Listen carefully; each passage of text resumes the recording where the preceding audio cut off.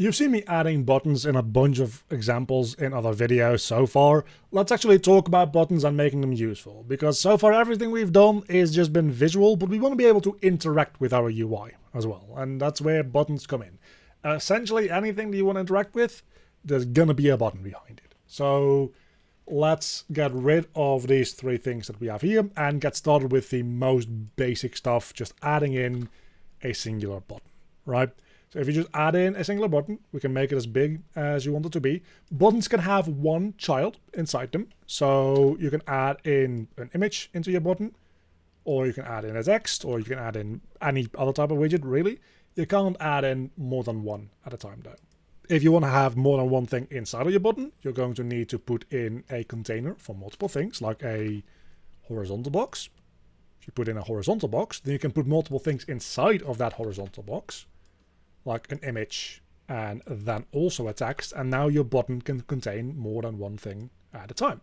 If you put something inside of your button though, it is probably a good idea to go into its settings and look for its visibility and make sure that it is not hit testable, because you want to be able to click through it onto the button. If I click on this image now, it's not going to actually click on the button because the image itself is going to be blocking me from clicking on the button. So if I set this to non-hit testable, I think text by default will not even be non-hit testable either. So now I can click through the text and the image on the button. So how do I even deal with like this whole button situation? Well, there's two things to this. Number one is there's a bunch of styling to do with buttons, and that's because buttons have different styles for just their normal state, when you hover over them, and when you press them. So let's set this to 3 different things so that we can see that happening easily. When we hover over them, let's make it blue, and when we press them, let's make something like super different. Let's make it like a dark red. If I now go in and play my game, you can see it's gray. When I hover over it, it becomes blue. And when I click on it, it becomes red. So that's what that styling does. I can even click on it through our text because of the visibility thing that we just set up. How do we hook up functionality to this? Well, making sure that our button is a variable, which by default it should be. We can go into the event graph, and with the button selected in our variables, we have a couple of events that we can do stuff with. So we have onClicked, onPressed, onReleased, onHovered, and onUnhovered. Well, the hover and unhover is probably pretty self-explanatory, but I'm going to just show you real quick with some print strings. So if we print string entered button and we print string left button, you will see that when my cursor goes over the button, it prints entered button. And when I leave the button, then again, it says left button. So those can be useful for navigation related stuff mostly. Maybe sometimes you want a sub image to change within the button if you're hovering over it, if you have like a special border system set up or whatever. Those can be useful for more or less just the visual flair.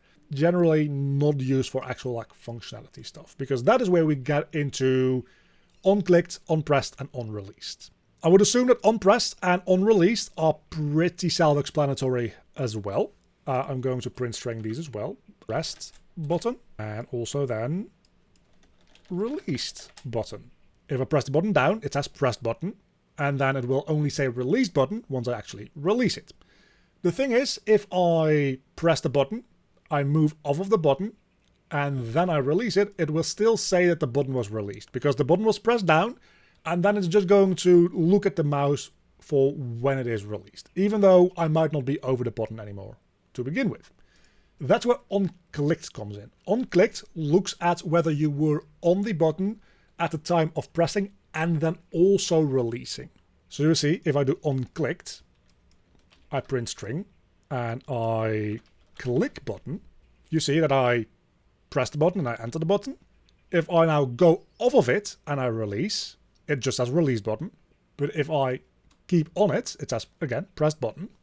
It says both click and release, because onClicked only fires when you press and release both with your cursor still over the button. That is the functionality that you see in 99% of buttons in your entire life. That's going to be most of the time what you want to use for your normal user experience. Now, a few things to note. In a previous video, we made a special button with like text on it, I think, right? I don't know what we called it. I misspelled it. I called it a text button, no. If we look at this, I can provide in some text, like text for button, because we have that set up in that widget itself. If I now go into the event graph and I have this selected, you can see I actually don't have those events anymore, because this is not a button. This is a different widget that has a button inside of it, and that doesn't expose the events inside of it in the same way that just directly having a button does. So that can be a little bit annoying to deal with. So if we add back in my construct event, which I deleted before, I can get our text button and I can just get the button that we made in there, and then I can assign on any of those events as well, which will give us a event dispatcher to those events. That's one way of getting around it.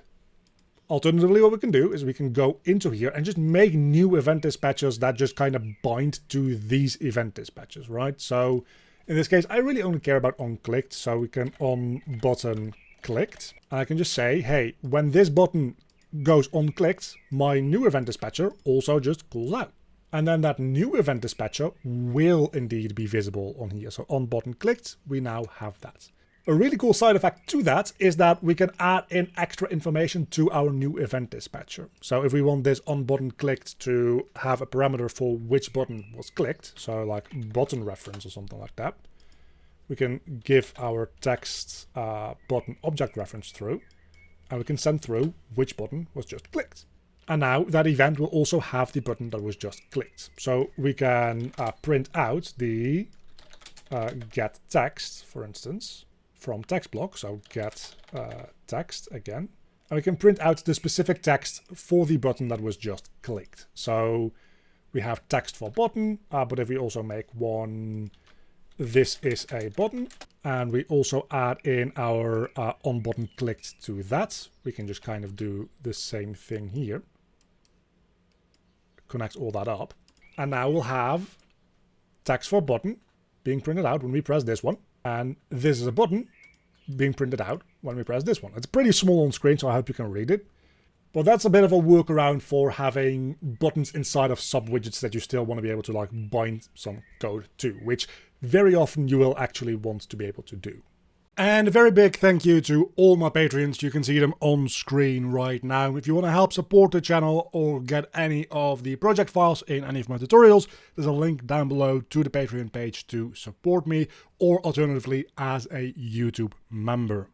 And a huge thank you to my Cave Big Brain tier supporters, which care more for coding than impulse control: Earl, Monserville, Erno, my Cave Student tier supporters, Oiku, and my Cave Digger tier supporters, Mauricio Farias.